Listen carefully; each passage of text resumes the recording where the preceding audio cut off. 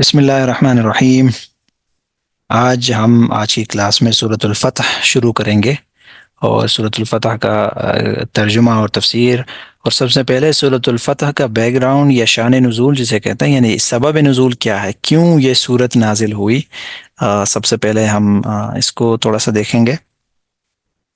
سب سے پہلے فتح کا لفظ بالکل عام لفظ ہے، کوئی جگہ کانکر کرنا، کوئی جگہ فتح کرنا، اپنے زیر تسلط لانا، ٹھیک ہے، ان معانی میں ہے۔ اور ویسے فتح یفتح عربی کا لفظ ہے جس کا مطلب ہوتا ہے کوئی جگہ کھولنا، کوئی چیز کھولنا، تو ویسے بھی یہ معانی بھی اس سے ریلیٹڈ ہے، کیونکہ جب کوئی علاقہ فتح کیا جاتا ہے تو وہ اوپن ہو جاتا ہے فاتح کے لیے، پورا وہ علاقہ اس کے انڈر میں ہوتا ہے، تو اس کے لیے وہ علاقہ مفتوحہ ہو جاتا ہے، تو اس وجہ سے اس کو وہ فتح کہا جاتا ہے۔ پھر یہ سورۃ الفتح، یہ فتح کی صورت کب نازل ہوئی اور کیوں نازل ہوئی، اس کے پیچھے پورا ایک بیک گراؤنڈ ہے۔ دیکھیں، نبی علیہ السلام جب 13 سال مکہ میں آپ نے دعوت دی، پھر آپ چلے گئے مدینہ، اور وہاں ایک اسٹیٹ آف مدینہ کی آپ نے اسٹیبلشمنٹ کی، آپ نے اسٹیبلش کیا، اور آپ لیڈر آف دا اسٹیٹ تھے۔ اور اس دوران بڑی آپ نے جو ہے وہ اکارڈز کیے، آپ نے اگریمنٹس کیے، یہود کے ساتھ آپ نے کی اگریمنٹس، اور جب انہوں نے مخالفت کی تو انہوں نے وائلیشن کی، آپ نے ان کے خلاف جو ہے وہ جہاد کا اعلان کیا۔ یہود کے 3 قبائل تھے، وہ آپ نے وہاں سے جو ہے نکال دیے۔ تو اسی طرح سے آپ صلی اللہ علیہ وسلم کی سفارت کاری، آپ صلی اللہ علیہ وسلم کی دعوت تبلیغ، اور ایک اسٹیٹ کے طور پر آپ نے کام کیا، اور آپ نے بہت ساری جنگیں لڑی۔ جو مکہ کے جو کفار تھے وہ تو پہلے سے ہی آپ کے دشمن تھے، اور جب آپ صلی اللہ علیہ وسلم پاور میں آیا تو ان کو اور زیادہ طیش آیا کہ وہ آدمی جس کو ہم عبادت کرنے نہیں دیتے تھے، آج وہ اپنی آئیڈیولوجی کو لے کر ہمارے لیے ایک تھریٹ اور چیلنج بن رہا ہے۔ تو انہوں نے بڑی کاروائیاں کی، جس میں بڑی بڑی جنگیں اگر ہم دیکھیں تو حدیبیہ سے پہلے، یعنی فتح مکہ سے پہلے اگر ہمارے بڑی جنگوں کو دیکھیں تو ہمارے پاس غزوہ بدر ہے، غزوہ احد ہے، اور غزوہ خندق ہے جس کو غزوہ احزاب بھی کہا جاتا ہے، یعنی کفار کی وہ آخری جنگ جب انہوں نے بہت سارے لوگ جو ہے وہ جمع ہوئے اس میں۔ اور احزاب حزب کی جمع ہے، احزاب کا مطلب یہ ہے کہ گروپس، یعنی بڑی تعداد میں گروپ آف ملٹیپل جو وہ تھے ٹرائبس تھے وہ جمع ہوئے، اور انہوں نے جو ہے آپ صلی اللہ علیہ وسلم کے خلاف جو ہے وہ کاروائی کی کوشش کی کہ آپ صلی اللہ علیہ وسلم کو شکست ہے، لیکن وہ خود شکست فاش ہوئے۔ اور یہ غزوہ خندق کے بعد آپ صلی اللہ علیہ وسلم نے اپنے مسلمانوں کو، صحابہ کو بتایا بھی کہ اب جو کفار مکہ ہے ان کے اندر اتنی طاقت نہیں ہے کہ اب ہمارے اوپر چڑھائی کر سکے، اب جو بھی کاروائی کرنی ہے وہ انیشیٹو ہم نے لینا ہے۔ اور یہ بات ہوئی۔ پھر آپ صلی اللہ علیہ وسلم نے 6 ہجری میں ایک دن خواب دیکھا کہ آپ جو ہے وہ اپنے صحابہ کے ساتھ حرم کعبہ میں داخل ہو رہے ہیں۔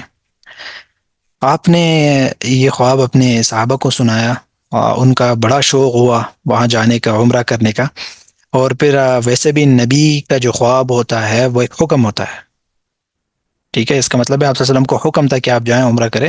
اور ویسے بھی جو مکہ ہے، مکہ شہر، اور آپ کے ساتھ جو صحابہ تھے ان کا شہر تھا، اور وہ بڑی ظلم اور اس کے ساتھ زیادتی کے ساتھ وہاں سے نکالے گئے تھے، اور اب جب ایک وہ اسٹیٹ بن چکے تھے، ایک پاور تھا، تو اب خود سوچیں کہ ان کا بڑا شوق بڑا کہ اب تو جو ہے وہ ہمیں جانا چاہیے۔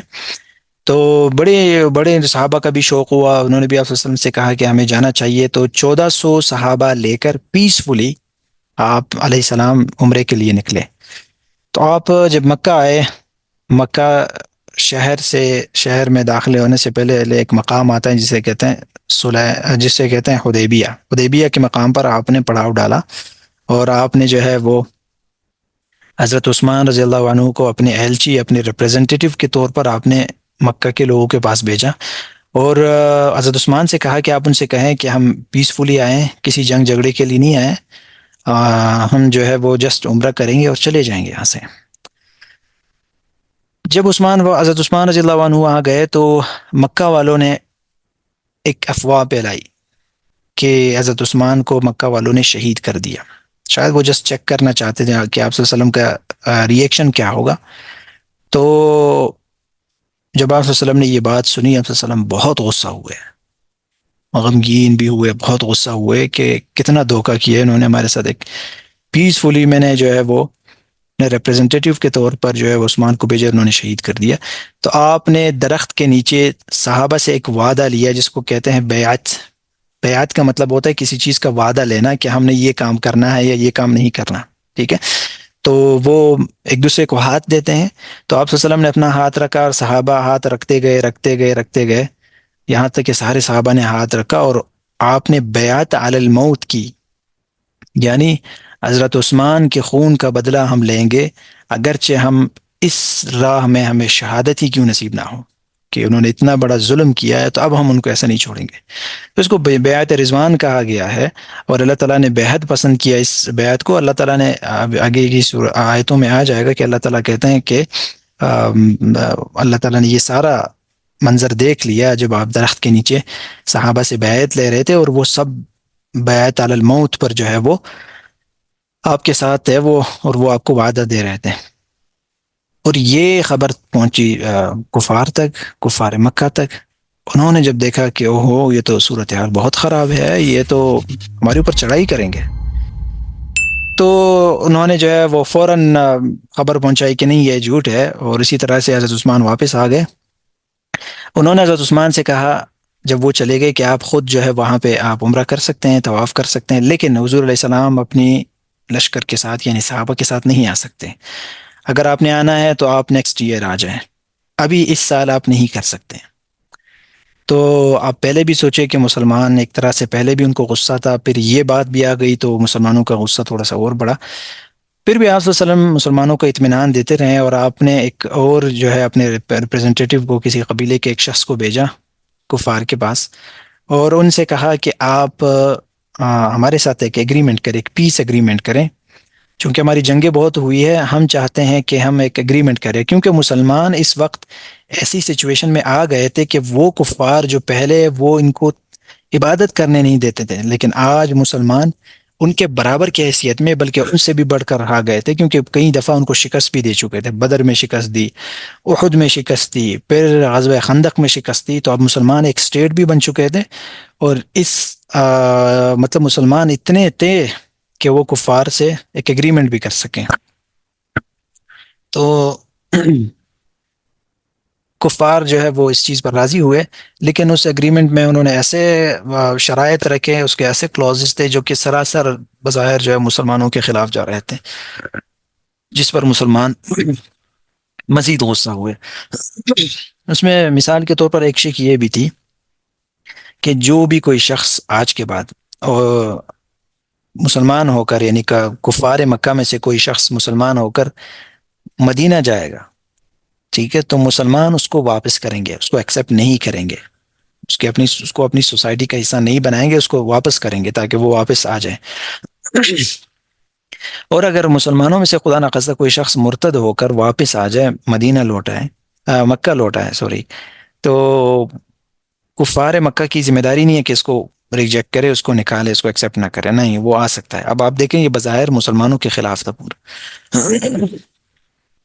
تو اس پر جو ہے وہ کافی سارے صحابہ جو ہے وہ اور بھی غصہ ہوئے. حضرت عمر رضی اللہ عنہ تو ایک دفعہ حضور کے پاس جاتے تھے، ابو بکر کے پاس جاتے تھے رضی اللہ عنہ، کہ یہ کیا ہو رہا ہے، کیا ہم حق پر نہیں ہیں، کیا ہمارے ساتھ اللہ نہیں ہے، پھر کیوں ہم اس طرح کی چیزیں کر رہے ہیں جو ہمارے مخالف جا رہے ہیں. لیکن اس کے پیچھے ایک بڑی حکمت تھی. آپ صلی اللہ علیہ وسلم وہ اس حکمت کو دیکھ رہے تھے کہ چند وقتوں کی تھوڑی سی یہ کمزوری ایک بڑی جو ہے وہ انقلاب لانے والا ہے. تو یہ جو ہے اگریمنٹ تھا، یہ 10 سال کا اگریمنٹ تھا کہ 10 سال تک یہ پیس اگریمنٹ چلتا رہے گا. اور پھر اس اگریمنٹ کرنے کے بعد یہ آیت نازل ہوئی، ٹھیک ہے، انا فتحنا لک فتحا مبینا، سورۃ الفتح، ٹھیک ہے، تاکہ مسلمانوں کو اطمینان اور سکون ہو. وہ جو مسلمان ایک اضطراب کی حالت میں تھے، سب سے پہلے جو ہے ان کو اجازت نہیں دی گئی عمرے کی. پھر حضرت عثمان کی شہادت کی بات آئی، اور پھر یہ جو ہے وہ ایک جو اکارڈ آیا، پیس اکارڈ، اس سے بھی مسلمان جو ہے وہ کافی مایوس تو نہیں کہنا چاہیے، لیکن پریشان ہوئے صحابہ. تو ان کے اطمینان اور تسکین کے لیے یہ آیتیں آئی کہ انا فتحنا لک فتحا مبینہ، ہم نے تمہیں ایک فتح عطا کی، ایک کلیئر کھلی فتح ہم نے آپ کو فتح کی. تو اس پر مسلمان جو ہے وہ بہت خوش بھی ہوئے. اور پھر جہاں جو صلح حدیبیہ کی بات ہے، اس میں جو صلح ہوئی، اس کے جو پیس ایگریمنٹ تھی، اس کی 2 سال کے اندر اندر ہی کفار نے جو ہے وائلیشن کی. آپ صلی اللہ علیہ وسلم نے ان سے کہا کہ بھئی آپ لوگوں نے وائلیشن کی ہے، اب آپ لوگ اس کا جو ہے وائلیشن کا ہرجانہ یا اس کا جو ہے وہ فائن بھر دیں، نہیں تو ہم اس کو ختم سمجھیں گے. اور وہ کفار نے جو ہے وہ اس وقت وہ تھوڑے سے تکبر میں تھے، تو کہا کہ ٹھیک ہے ختم ہے. تو پھر مسلمانوں کو موقع ملا مکہ فتح کرنے کا. پھر 2 سال کے بعد وہ آئے، انہوں نے مکہ کو فتح کیا. اور ہاں جی ہاں، اس میں اور کوئی ایسی چیز نہیں ہے، تفصیلات تو زیادہ ہے لیکن ہم نے مختصر کر کے ہم، اس کا جو ہے وہ بیک گراؤنڈ یا اس کا شان و نزول ہم نے بیان کیا. تو یہ سورۃ الفتح ہے، اس کے اندر 29 آیتیں ہیں، اور مدنی صورت ہے، کیونکہ ہجرت کے بعد نازل ہوئی ہے، اور جو بھی صورت ہجرت کے بعد نازل ہوتی ہے وہ مدنی ہوتی ہے. اس کے اندر 4 رکوعات ہے. بسم اللہ الرحمن الرحیم، شروع اللہ کے نام سے جو بڑا مہربان نہایت رحم والا ہے. یہاں پہ اللہ تعالیٰ فرما رہے ہیں نبی علیہ السلام کو کہ انا فتحنا لک فتحا مبینہ، ہم نے تمہیں ایک کلیئر فتح عطا کی. یعنی اس کے اندر کوئی ڈاؤٹ نہیں ہے، کوئی مشکل مسلمانوں کو پیش نہیں آئے گی. مسلمان اس کو کلیئرلی فتح کریں گے، اور ایسے فتح کریں گے کہ اس کو مکمل فتح مسلمانوں کے کنٹرول میں آئے گا. اور یہ جو مکہ ایک دفعہ کفار سے جب صاف ہوگا، ٹھیک ہے، کفار اور کفر سے صاف ہوگا اور ان بتوں سے صاف ہوگا، پھر تا قیامت اس کے اندر پھر بت نہیں آئیں گے انشاءاللہ. اور یہ کفر ہمیشہ کے لیے مکہ اور اس کے آس پاس کے علاقوں سے ہٹ جائے گا. تو یہ ایک ایسی کلیئر فتح تھی. پھر اللہ تعالیٰ کہہ رہا ہے کہ میں تمہیں یہ فتح کیوں دے رہا ہوں، لیغفر لك اللہ ما تقدم من ذنبك وما تأخر. لیغفر لك اللہ، تاکہ اللہ تمہاری مغفرت کرے. ما تقدم من ذنبك، تمہاری جو تھوڑی بہت مسٹیکس پہلے ہوئی ہے، وما تأخر، اور جو بعد میں ہوگی. ٹھیک ہے، پہلے بھی ہم نے اس چیز کو کلیئر کیا کہ ایک نبی معصوم عن الخطا ہوتا ہے، اس کی کوئی گناہ نہیں ہوتی. ٹھیک ہے، تو پھر کیوں اللہ تعالیٰ بار بار آپ صلی اللہ علیہ وسلم سے کہہ رہے ہیں کہ آپ استغفار کریں، اللہ تعالیٰ آپ کی مغفرت کریں گے وغیرہ وغیرہ. تو جس طرح پہلے ہم نے ذکر کیا کہ اس سے مراد وہ انسانی یا بشری جو تھوڑی سی بھول چوک ہوتی ہے، یا جس کو آپ چھوٹی سی مسٹیکس کہہ سکتے ہیں، جو کہ یہ بتاتی ہے کہ دس از ہیومن، کہ یہ ایک انسان ہے. نبی بھی ایک انسان ہے، اس سے بھی کوئی چیز بھول سے مسٹیکنلی، اور نماز میں کوئی آیت آگے پیچھے ہونا، اس طرح کی چھوٹی چھوٹی غلطیاں ہیں. لیکن اس کو غلطی بھی نہیں کہا جا سکتا، اور اس کو گناہ تو بالکل نہیں کہا جا سکتا. لیکن میں نے پہلے بھی بتایا کہ عام مسلمانوں کے لیے تو یہ بہت چھوٹی ہے، لیکن ایک نبی جس کا ایک بہت ہائی پروفائل سٹیٹس ہوتا ہے، تو اس کے شان نشان نہیں ہوتا یہ تھوڑی بہت غلطیاں بھی، تو اس کو بھی جو ہے وہ کلیئر ہونی چاہیے. تو اللہ تعالیٰ باقاعدہ بتاتے ہیں کہ ہم آپ کی مغفرت کریں گے اور آپ استغفار پڑھیں وغیرہ وغیرہ. اور اللہ آگے اللہ تعالیٰ کہہ رہے وَيُتِمَّ نِعْمَتَهُ، تاکہ اللہ تعالیٰ اپنی نعمتوں کا اتمام کرے تمہارے اوپر، اللہ تعالیٰ اپنی نعمتیں کامل کرے علیہ کا. وَيَهْدِيَكَ صِرَاطًا مُسْتَقِيمًا، اور تاکہ اللہ تعالیٰ تمہیں ایک سیدھے راستے پر چلائے، ایک ایسے راستے پر جس کے اندر کوئی موڑ نہ ہو، کوئی کھڈا نہ ہو، کوئی آگے پیچھے نہ ہو، بالکل کلیئر سیدھا راستہ ہو، بالکل شفاف راستہ ہو، دین کا راستہ ہو. وَيَنْصُرَكَ اللَّهُ نَصْرًا عَزِيزًا، اور تاکہ اللہ تعالیٰ تمہیں ایک ایسی نصرت عطا کرے، یعنی تمہیں ایک ایسی اتھارٹیکل مدد اور نصرت عطا کرے کہ پورے مکہ پر تمہاری اتھارٹی ہوگی، پورے مکہ پر تمہاری حکومت ہوگی، تمہارے خلاف کوئی آنے والا کوئی شخص نہیں ہو، کوئی تمہارے خلاف نہیں آ سکتا. ٹھیک ہے، تو ایک ایسی کلیئر فتح ہے، ایک ایسا زبردست قسم کا کہ اللہ تعالیٰ کی نصرت ہوگی. اور یہ وہ صبر کے نتیجے میں ہوگا جو آپ صلی اللہ علیہ وسلم نے صرف نہیں کیا بلکہ صحابہ نے بھی کیا، صرف آپ صلی اللہ علیہ وسلم نے نہیں. اور ایک ایسے وقت میں کیا جب ان کے ساتھ ظلم در ظلم ہوا ہے، جب وہ کئی جنگوں میں جو ہے وہ فاتحین نکلے ہیں، کہ وہ ونرز ہے، وہ ایک طاقت میں ہے، 1400 فوج ہے. وہ انہوں نے 300 کی تعداد میں جب ہوتے، انہوں نے 1000 کی لشکر کو شکست دی ہے. ٹھیک ہے، انہوں نے خندق میں ملٹیپل گروپس آف کفار کو انہوں نے شکست دی ہے. ایک ایسا مسلمان کی سچویشن ایک ایسی ہے، لیکن اس کے باوجود بھی اتنے سخت ظلم کے مقابلے میں یہ لوگ خاموش رہے اور صبر رہے، اور اس صبر کا اللہ تعالیٰ نے ان کو ایک اتنی بڑی نعمت عطا کی.